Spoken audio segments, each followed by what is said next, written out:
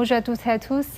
Cette année marque le 60e anniversaire de l'établissement des relations diplomatiques entre la France et la Chine. Et aujourd'hui, je vous invite à regarder cette émission spéciale consacrée à la coopération entre la France et la Chine pour le développement durable.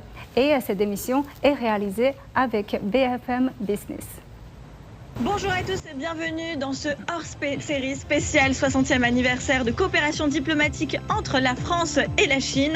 Majane qui co-présente cette émission en duplex depuis Pékin. Bonjour Majane. Bonjour Alexia. Alors Majane, justement sur le plateau, j'ai deux invités qui sont avec moi sur le plateau de BFM Business à Paris. Brice Lalonde, ancien ministre de l'Environnement, président de l'association Équilibre des énergies. Bonjour Brice Lalonde. Bonjour.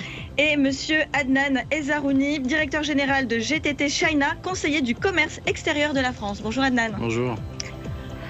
Majane, je vous laisse présenter les invités de votre côté. Merci Alexia. Et ici sur le plateau de Beijing, j'ai le plaisir d'accueillir Karim Fassis, ingénieur et entrepreneur français qui s'est engagé dans l'éolienne et d'autres énergies renouvelables depuis près de 20 ans en Chine. Bonjour monsieur Fassis. Bonjour. Et monsieur Ding Yifan, chercheur à l'Institut Taihe, un think tank de haut niveau basé à Beijing. Bonjour monsieur Ding Yifan. Merci et bonjour à tous également depuis Paris à Pékin. Je vous propose d'écouter tout de suite Jean-Pierre Raffarin, ancien Premier ministre français. D'abord, permettez-moi de dire que la France a toujours été reconnaissante vis-à-vis de la Chine pour son accord justement pour les décisions de Paris pour le changement climatique. Sans la Chine, l'accord n'aurait pas été possible et nous sommes très heureux de voir que grâce à l'implication de la Chine, de la France et de quelques autres pays, nous avons pu signer cet accord qui nous engage les uns et les autres. Nous voyons bien qu'il y a en Chine beaucoup d'efforts qui sont développés. J'ai vu le ciel bleu de Pékin à plusieurs reprises, j'ai vu le climat s'améliorer sur Shanghai en termes de pollution. Nous voyons qu'il y a des actions très fortes qui ont été menées pour supprimer des usines trop polluantes et créer à la place des usines plus modernes et moins polluantes.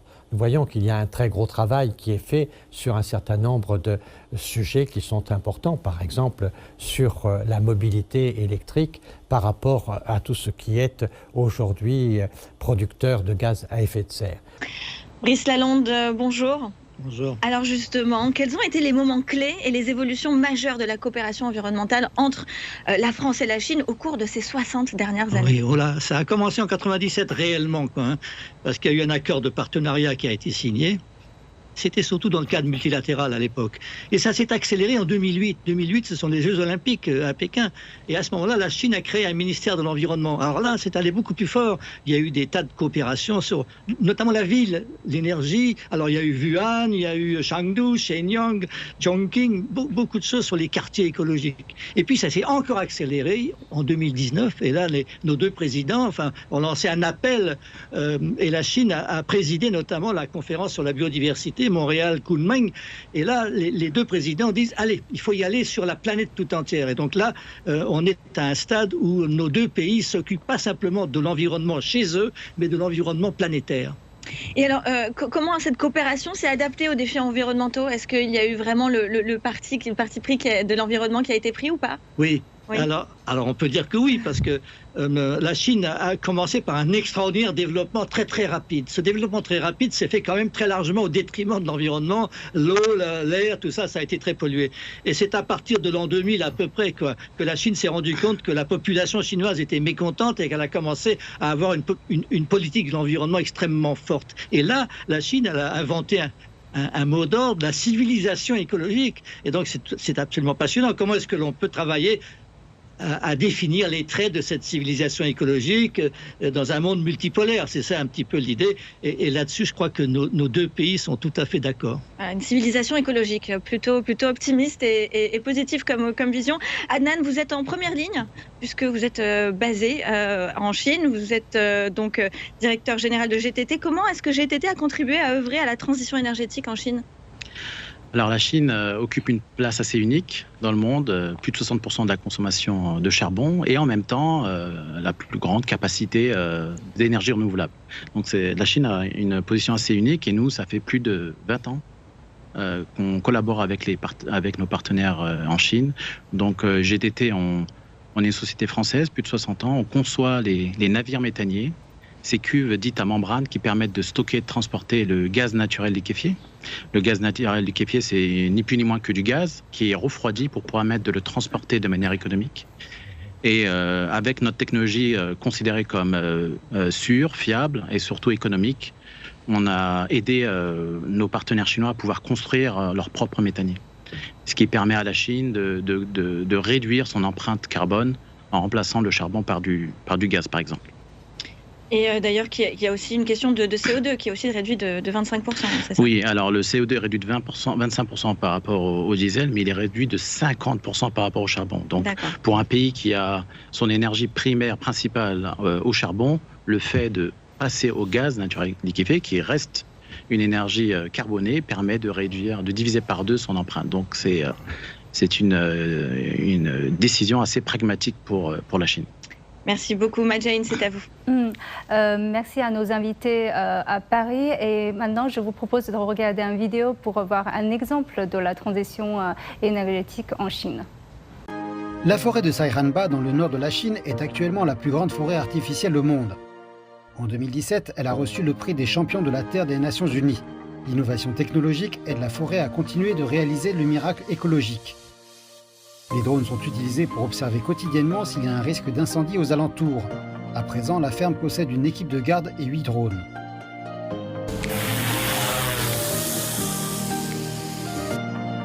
La qualité de l'image est vraiment exceptionnelle. Les hautes technologies comme le système de détection du feu par radar infrarouge, le système de surveillance et d'alerte anti-foudre, le système de vidéosurveillance du feu et la détection de points chauds par satellite permettent de réaliser une surveillance dynamique de la forêt 24 heures sur 24. Quand la foudre se trouve à 10 km de la limite de la ferme et que son intensité est supérieure à 50 kA, un message est envoyé sur le téléphone du gardien de la tour de guet ainsi qu'au personnel de permanence.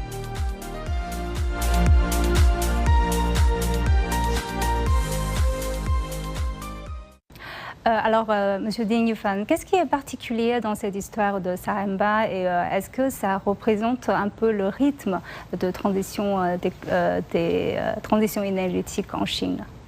En fait, la forêt artificielle de Saihanba est un exemple très réussi de reboisement en Chine. Saihanba était un parc de chasse pour la famille royale, pour la famille impériale à l'époque, sous la dynastie Qing. Donc il y avait de la verdure, des végétations et des forêts. Mais lorsque donc la dynastie Qing a été renversée, personne ne s'occupait de cette partie. Et le parc de chasse est devenu délabré. Et puis, au fil du temps, le parc est devenu un terrain vaste, mais complètement désertique. Donc, après la fondation de la République populaire de Chine, Saihanba est devenu un terrain désertique qui était à l'origine de ce qu'on appelle la tempête de poussière de sable à Pékin, parce que c'est en amont de Pékin. Donc ça ramène beaucoup de poussière, etc. On commence à se faire des soucis de Saihanba. Donc à partir des années 1960, on commence à envoyer des volontaires là-bas pour essayer de planter à nouveau des arbres, etc., de reboiser.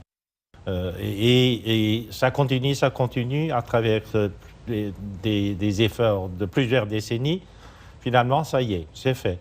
Saihanba est devenue une forêt, la couverture de forêt de Saihanba, de la région de Saihanba, était supérieure à 80%. Donc c'est devenu un espace vert attractif. Aujourd'hui, c'est devenu un lieu d'attraction des touristes de la ville du nord de Chine. En particulier pour les habitants de Pékin, c'est un endroit de distraction assez attrayant. Et pour vous, comment jugez-vous aujourd'hui le rythme de cette transition énergétique en Chine? Le rythme de la transition énergétique est étonnant, surtout depuis ces 3 dernières années.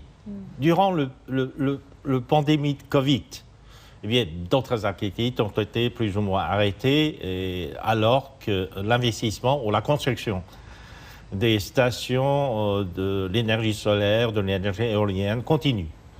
Si bien qu'après ces 3 ans de pandémie, on a vu la capacité beaucoup augmenter dans le domaine de la production de l'énergie renouvelable. Si bien que l'année dernière, en 2023, ils ont fait des estimations. Ce sont des organisations internationales qui ont fait des estimations de la capacité de production de l'énergie renouvelable. Ça peut satisfaire la demande totale de consommation en électricité du Canada ou de la Russie même. Donc c'est beaucoup. Ok.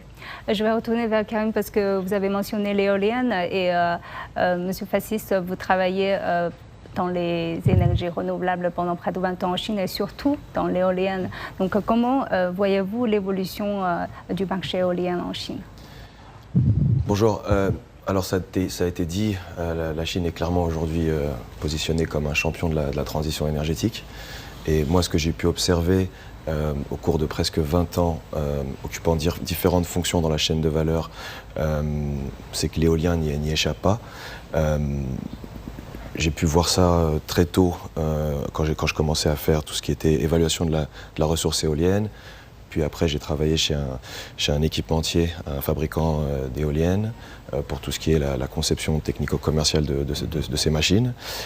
Aujourd'hui, je dirige la décarbonisation chez Maersk, une entreprise de transport maritime, qui a besoin pour se décarboner d'utiliser des combustibles alternatifs, qui sont des dérivés d'hydrogène vert, qui lui-même est produit à partir de l'électrolyse de l'eau, et pour arriver à alimenter en énergie cette électrolyse de l'eau, on utilise bien sûr de l'énergie éolienne et de l'énergie solaire. Donc j'ai pu constater l'évolution de cette industrie en Chine. C'est assez impressionnant en termes de croissance. J'aimerais partager quelques chiffres. Quand je suis arrivé en 2005, la puissance installée en Chine, c'était 1,3 gigawatts. Aujourd'hui, en 2024, la puissance cumulée, c'est 1300 gigawatts. Donc ça ne parle pas forcément, mais il faut juste se dire qu'on a fait x1000 en moins de 20 ans. C'est juste hallucinant. Alors ça peut s'expliquer par plusieurs points. D'une part, il y a une évolution technologique très rapide, c'est-à-dire que on a été très vite vers des éoliennes qui sont plus des diamètres de roteur plus grands, ce qui veut dire des pales plus longues, des tours plus hautes et des machines plus puissantes. Ce qui fait que, encore une fois, quand je compare entre 2005 et aujourd'hui, ce qui était une ferme éolienne en 2005, c'est aujourd'hui une éolienne en termes de puissance. La Chine a aussi réussi à développer des champions industriels locaux. Si on prend aujourd'hui le top 5 mondial des turbiniers, des fournisseurs d'éoliennes, il y en a 4 qui sont chinois. Le premier, le deuxième et le quatrième, le cinquième. Le dernier rescapé, entre guillemets, c'est l'historique danois Vestas. Mais il y a clairement aujourd'hui toute une filiale qui s'est développée. On sait aussi, bien sûr, souvent on entend que l'énergie éolienne a un gros défi qui vient de l'intermittence. Et donc c'est par rapport à tout ce qui est absorption de cette énergie, ça peut être très compliqué. Sur ça, la Chine a aussi beaucoup avancé, notamment avec la mise en place de lignes à ultra haute tension entre les zones où la ressource est bonne, donc plus ou moins tout le nord de la Chine, du nord-ouest, Mongolie intérieure jusqu'au nord-est, vers les points de consommation qui sont principalement sur la côte, que ce soit à l'est ou au sud. Il y a 80% de la population chinoise qui est sur la côte, mais malheureusement la ressource elle est assez loin. Donc il y a des projets pharaoniques qui ont été mis en place, notamment en 2018, une ligne à haute tension de plus de 1100 kV. C'est unique sur Terre. Ok, merci beaucoup pour les détails et on va continuer avec nos invités à Paris pour approfondir encore. Alexia. Merci beaucoup Madjaine Brice-Lalonde. On parlait de capture de CO2 justement avec Adnan. Quelles pourraient être les améliorations technologiques pour améliorer cette technologie et pour la déployer à grande échelle dans les deux pays, que ce soit la France ou la Chine? Alors, en effet, c'est tout à fait passionnant. Il y a des industries qui sont très difficiles à décarboner. Notamment la production d'électricité par charbon. Là, pour le coup, il y a beaucoup de CO2 qui est émis, mais il y a aussi les cimenteries et autres. Et donc, on a développé maintenant la capture du carbone à la sortie des tuyaux, si je puis dire, à la place de la fumée, en quelque sorte. Et la Chine a déjà une centaine à peu près de projets de capture du CO2 à la sortie des usines, avec Sinopec et d'autres grandes boîtes. Et la France aussi fait ça, avec Total dans la vallée de la Seine. Et on va ensuite... Toute la question, c'est où est-ce qu'on va mettre tout ça ensuite? On prend ce CO2 et les expériences qu'il faut maintenant développer, c'est où c'est qu'on va le stocker, sous terre ou pas, comment, où est-ce qu'on peut le réutiliser? Et donc, on demande à la chimie fine, si je puis dire, de nous trouver tous les produits. Et ça se fait de plus en plus, on transforme ce carbone en nouveaux produits, en plastique ou en autre. Mais la technique reine, celle qui me passionne le plus, celle-là, si on pouvait la développer, c'est la capture du CO2 dans l'air. Parce que notre problème planétaire, c'est qu'il y a trop de CO2 dans l'air. Donc essayons de le sortir. Alors ça commence, alors ça coûte cher pour l'instant, c'est difficile, parce que même s'il y a trop de CO2 dans l'air, quand même, il n'y en a pas beaucoup pour aller la chercher, donc il faut beaucoup d'énergie. Mais ça, si on arrive à faire ça, alors là, on sauve la planète, parce que c'est vraiment ça le sujet, sortir le gaz carbonique de l'air. La France et la Chine ont créé à Pékin un centre de neutralité carbone. Ce centre de neutralité carbone, c'est peut-être l'instrument par lequel la coopération entre la France et la Chine sur la capture du CO2, sur toutes les manières de le capturer et de le stocker et de l'éliminer, pourra avancer. On espère qu'on va trouver cette technologie rapidement, puisque c'est vraiment la priorité. On parlait avec Monsieur Ding Yifan à Pékin du rythme de la transition énergétique. Adnan, justement, qu'est-ce que vous pensez de ce rythme? Est-ce que est-ce qu'il y a des opportunités pour les entreprises? Est-ce que c'est un rythme qui s'accélère? Quel est votre avis sur le sujet? Alors le rythme est toujours pas suffisant pour les climatologues, si on peut les appeler ainsi. Mais en tout cas en Chine, et mon expérience en Chine, c'est que ça avance assez rapidement. Donc pour rappel, en Chine, comment c'est élaboré? Ils font des plans quinquennaux tous les 5 ans. Par exemple, le plan actuel, c'est 2021 à 2025. Plan quinquennal pour le pays, et ensuite c'est par secteur. Et dans l'énergie, il y a des directives assez claires. Alors pour nous, quand on le lit, c'est assez général, certes. Mais ensuite, ça avance, et c'est-à-dire que les entreprises d'État qui ont la responsabilité de construire ces infrastructures font ce qui est dit dans les plans quinquennaux. Et ensuite, il y a des appels d'offres, et quand il y a des appels d'offres, les entreprises ont besoin de technologies performantes ou les dernières technologies de pointe. Ça, ce sont des opportunités pour les entreprises étrangères pour collaborer avec ces grands projets. Donc c'est un marché énorme. Merci beaucoup. Je repasse la main à Pékin. Oui, je pense qu'on a beaucoup parlé des avancées technologiques et maintenant j'aimerais bien tourner vers M. Ding Yifan pour une question qui relève un peu de la prise de conscience, parce que finalement la question d'écologie, c'est un peu une question de la conscience finalement, parce que ça touche le grand public. Alors en Chine, les anciens philosophes chinois mettaient l'accent beaucoup sur la coexistence harmonieuse entre l'homme et la nature, mais comme M. Lalonde a mentionné au début, que la Chine a aussi traversé cette période où on a privilégié le développement plutôt que la protection de l'environnement. Donc aujourd'hui, où on est en Chine, la conscience sur ce problème d'écologie en fait? En fait, oui. Et la protection de l'environnement est devenue une grande priorité nationale. Il y a 10 ans, en fait.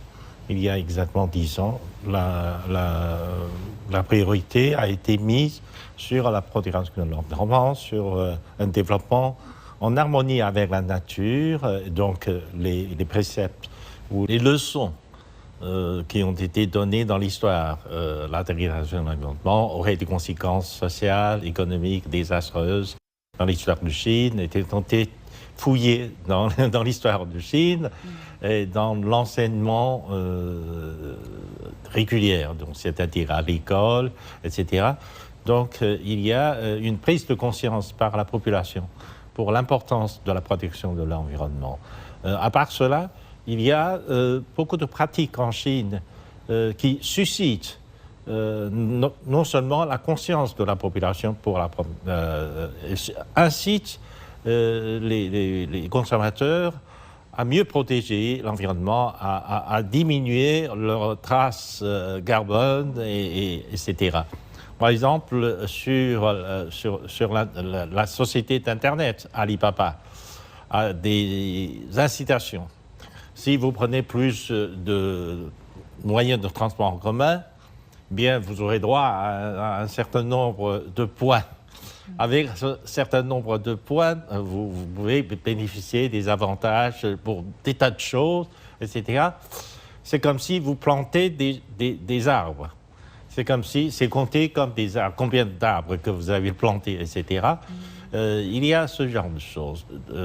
Si vous faites des choses en harmonie avec la nature, si vous contribuez à réduire l'émission carbone, etc., vous pouvez bénéficier de beaucoup de choses.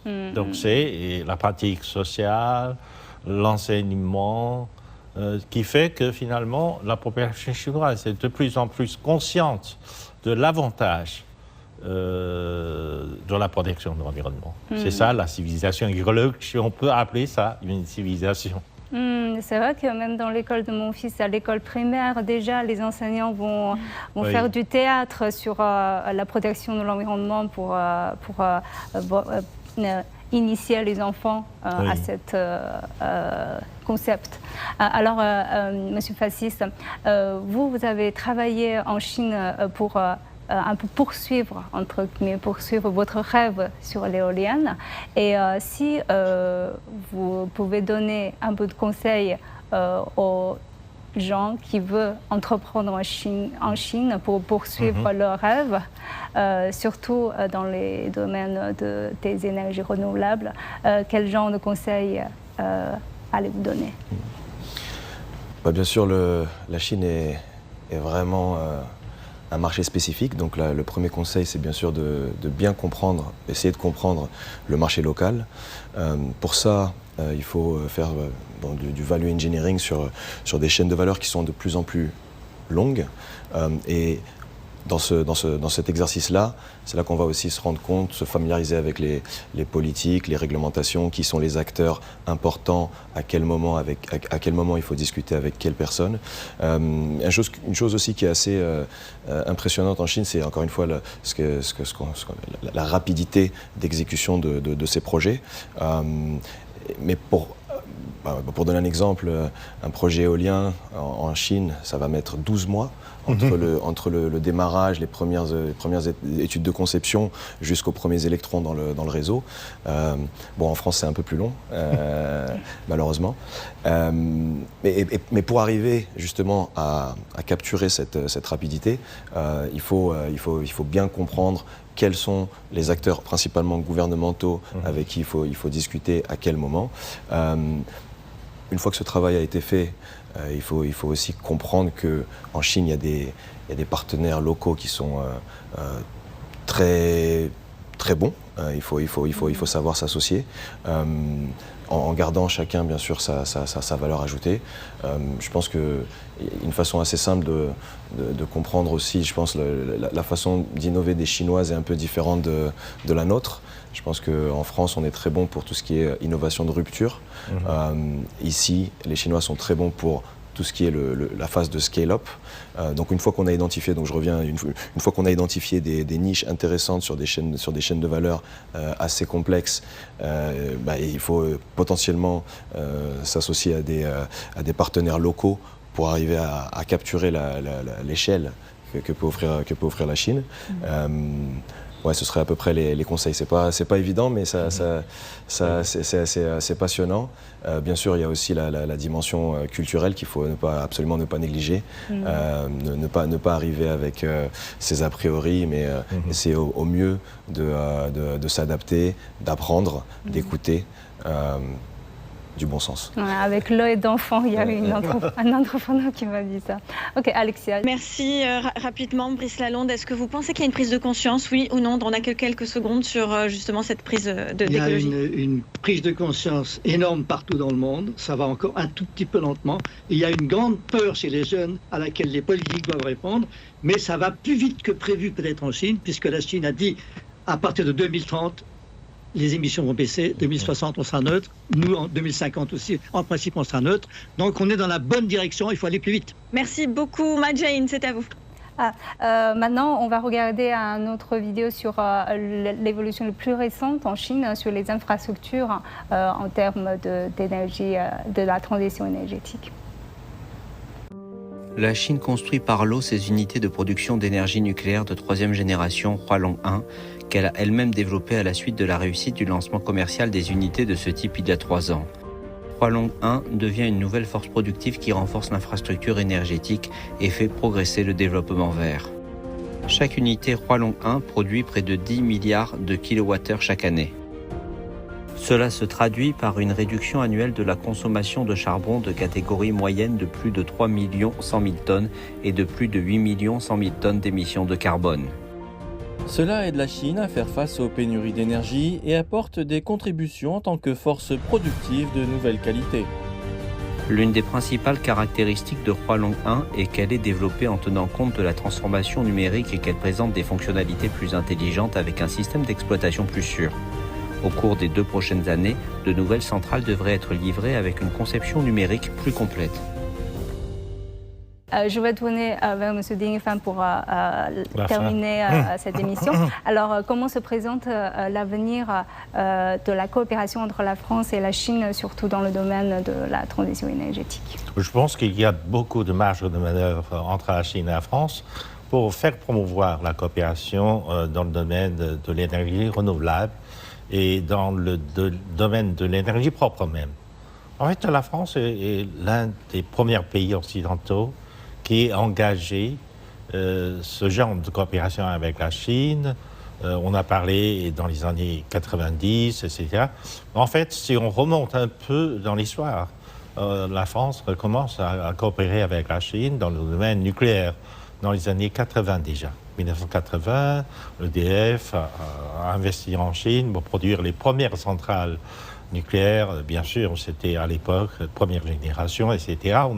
Mais EDF a renouvelé plusieurs fois avec la Chine la coopération dans le domaine nucléaire. EDF a investi aussi dans le domaine éolien et solaire, etc. EDF est très actif dans le domaine de la production de l'énergie renouvelable dans tous les domaines, et je pense que dans l'avenir, la société énergétique ou la société nucléaire de Guangdong pourrait encore prendre l'initiative de coopération plus approfondie avec EDF, parce que ce sont des partenaires dont la coopération date de plus de 40 ans. Donc, je pense qu'il y a beaucoup de possibilités d'engager. Il y a encore de plus en plus de Français qui s'intéressent au marché chinois d'énergie renouvelable. Donc, ils vont essayer de venir en Chine, d'exploiter le marché, parce que le marché est immense. La volonté du gouvernement chinois de tenir sa promesse et d'arriver à la neutralité carbone en temps précis. Donc cela va durer un certain temps, et pendant toute la période de la transition, il y a beaucoup d'opportunités pour les investisseurs étrangers, en particulier pour les Français qui ont des technologies propres. Merci beaucoup. Voilà, c'est la fin de ce hors-série spécial 60e anniversaire de relations diplomatiques et économiques entre la France et la Chine. Merci beaucoup à Madjain qui co-présente cette émission depuis Pékin en duplex avec moi. Merci également aux invités donc à Pékin, Ding Infan et Karim Fassi, ainsi que à mes invités présents sur le plateau sur BFM Business à Paris, Brice Lalonde et Adan Ezarouni. Merci beaucoup et merci à vous d'être restés avec nous jusqu'à la fin de ce hors-série spécial France-Chine. Merci Alexia et merci d'avoir suivi notre émission spéciale. À la prochaine.